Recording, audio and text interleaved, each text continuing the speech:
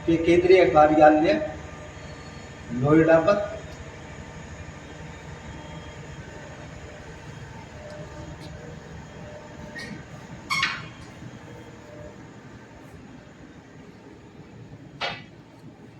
अभी यहाँ पर कर्नल सुधीर जी बैठे हुए हैं, जो पश्चिम प्रदेश निर्माण मोर्चा के केंद्रीय महासचिव हैं, और मेरे साथ हरिंदर काकरान जी भी आए हैं। अभी मैं पहुंचा हूं केंद्रीय कार्यालय पर। अब आप ये देख रहे होंगे, ये पश्चिमी प्रदेश निर्माण मोर्चा के अंतर्गत जो जिले हैं उनका ये नक्शा है, और इस नक्शे में सहारनपुर, मुजफ्फरनगर, शामली, बागपत, मेरठ, गाजियाबाद, हापुड़, नोएडा, बुलंदशहर, अलीगढ़, महामाया नगर, हाथरस, मथुरा, आगरा, फिरोजाबाद, मैनपुरी, एटा, कासगंज, बदायूं, शाहजहांपुर, पीलीभीत, बरेली और संभल, मुरादाबाद, जेबी नगर, अमरोहा, बिजनौर, ये जिले इसके अंतर्गत रखे गए हैं पश्चिमी प्रदेश के लिए। और काफ़ी समय से पश्चिमी प्रदेश निर्माण मोर्चा इस प्रदेश को बनाने के लिए संघर्ष कर रहा है, और अब इसको गति देने के लिए अभी जैसा कि आपको मालूम है, गत दिनों मुझे केंद्रीय कार्यालय की तरफ से केंद्रीय महासचिव कर्नल सुधीर जी ने प्रबुद्ध समाज का संयोजक बनाया है पश्चिम प्रदेश का।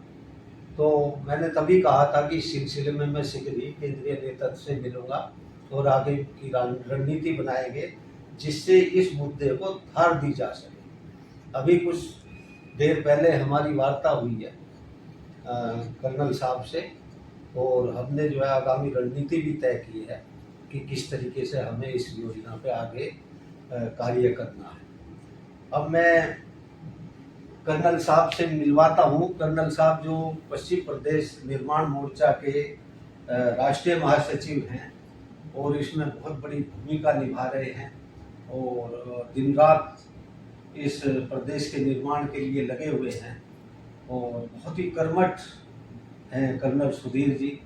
वो पूरी जो है शिद्दत के साथ इस योजना पर अमल कर रहे हैं। और मैं उनसे चाहूँगा कि कर्नल साहब आइए, आपका बहुत बहुत स्वागत है। बहुत बहुत धन्यवाद। यहाँ हमारे इस कार्यालय में आए, बहुत बहुत धन्यवाद। इस पे आज हम सब मिलके आगे ये लक्ष्य को कैसे हासिल करेंगे इसके बारे में चर्चा करेंगे। और मुझे बहुत अच्छा लगा कि आज ये जो जाट संसार की पत्रिका है, इसका नया अंक आप हमारे बीच में लेके आए हैं। और बहुत ही अच्छी बात ये रही कि धनखड़ जी का मुद्दा जो आज पूरे तरह लाइमलाइट में है, ये आज इस पत्रिका के कवर पेज पे आपके आया है। ये बहुत ही आप बधाई के पात्र हैं। उम्मीद है कि आगे हमारा जो सहयोग है पूरा मिलके जाट संसार पत्रिका पश्चिम प्रदेश मोर्चा अपने लक्ष्य को हासिल करेगा। बिल्कुल जी। और मैं कर्नल साहब आपको ये बताना चाहता हूँ कि इस बार जो है पश्चिमी प्रदेश निर्माण मोर्चा को विशेष स्थान मिलेगा इस पत्रिका के इस अंक में। बहुत बहुत धन्यवाद। आइए, अब मैं चाहूँगा कर्नल साहब जो है इस पे जो है जो हमारे दर्शक हैं उनको बताएं कि आगे की कार्य योजना क्या है। देखिए, ये जो पश्चिम प्रदेश का आंदोलन है, ये हमारा जो बहुत पुरानी जनहित की मांग है कि पश्चिम उत्तर प्रदेश जो करीब 2014 में मैंने ज्वाइन किया था जी। हालांकि आंदोलन ये उससे पहले भी हरित प्रदेश के नाम से चौधरी अजीत सिंह जी ने इसको चालू रखा। उससे पहले भी ये आंदोलन हमारे बहुत सारे वरिष्ठ साथियों ने चलाया है। तो आंदोलन की जनहित की बहुत पुरानी मांग है, और ये अब बहुत जल्दी पूरा होने जा रही है, ऐसा हम लोगों का मानना है, क्योंकि बहुत ही सहयोग हमें चारों तरफ से लोगों से मिल रहा है जी। और होना भी चाहिए, क्योंकि बहुत बड़ा जो क्षेत्र है ये, इसका विकास रुका हुआ है। और हमारे जो आम आदमी है उसको इलाहाबाद, लखनऊ जाने में बहुत परेशानी है, वहाँ लाखों मुकदमे पेंडिंग है, और बहुत सारे हमारी हिस्सेदारी नहीं है।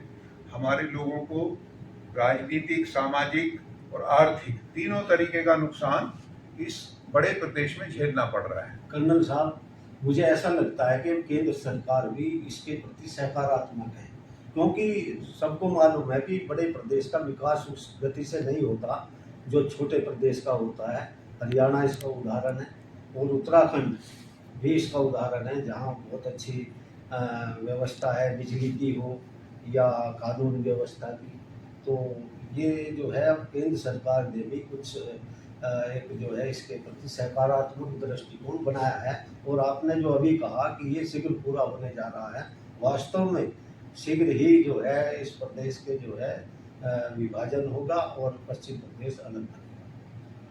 देखिए, ये मैं आपको जो आपने कहा कि केंद्र सरकार सकारात्मक है, निश्चित तौर पे इस तरीके की सूचना हमें जो केंद्र सरकार में हमारे साथ के लोग मंत्री हैं, केंद्र सरकार में विभिन्न पदों पे भारतीय जनता पार्टी में काम कर रहे हैं, और भी सोर्सेज से हमें ये सूचना मिल रही है कि सरकार इस पे सकारात्मक रूप से विचार कर रही है जी। अब जरूरत हमें क्या करना है इस बात की है, हमें इस मांग को मजबूती से आगे बढ़ाना है जी।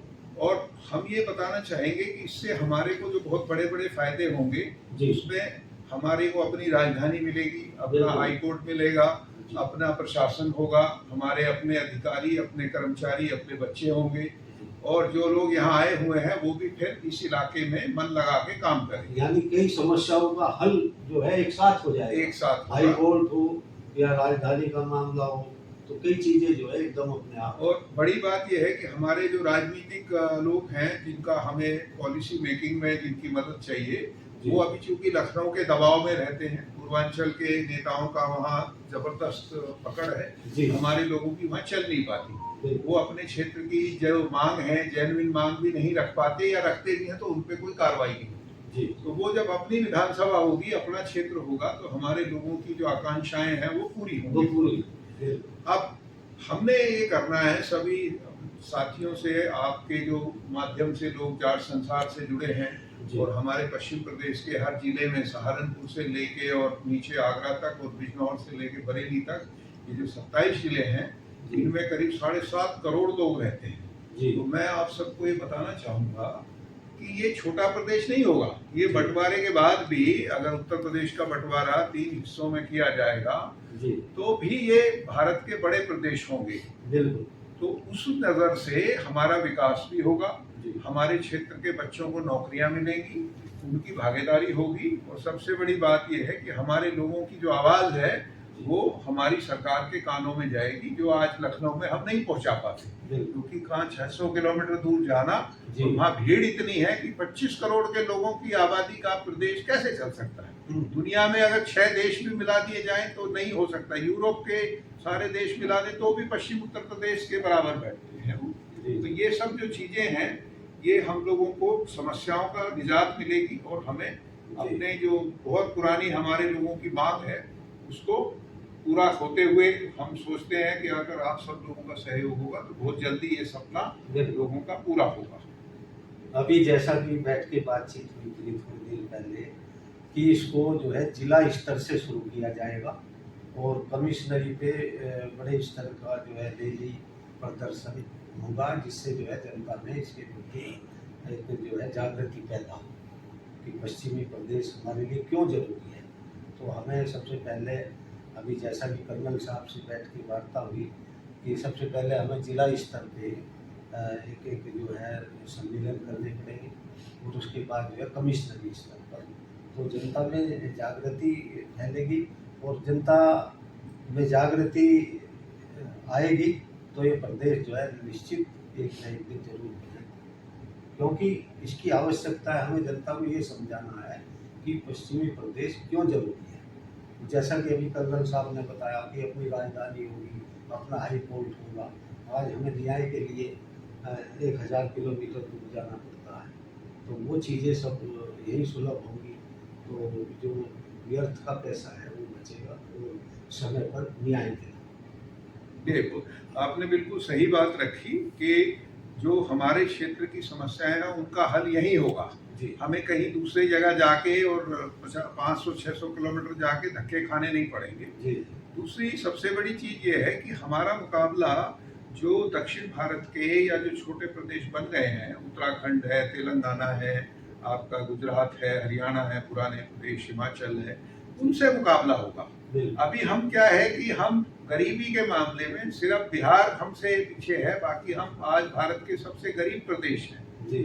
सबसे ज्यादा हमारे यहाँ पे समस्याएं हैं, बेरोजगारी की समस्या है, हमारे यहाँ पे कानून व्यवस्था की दिक्कत है, सबसे ज्यादा अपराध में है लोग, और हमारे बच्चे पढ़ाई लिखाई करने के बावजूद भी सही रूप से वो व्यवस्था में नहीं शामिल हो पाते, उन्हें नौकरियों में हिस्सेदारी नहीं मिल पाती, क्योंकि बड़ा प्रदेश होने की वजह से हमारे यहाँ प्रशासन जो है प्रभावशाली रूप से काम नहीं करता।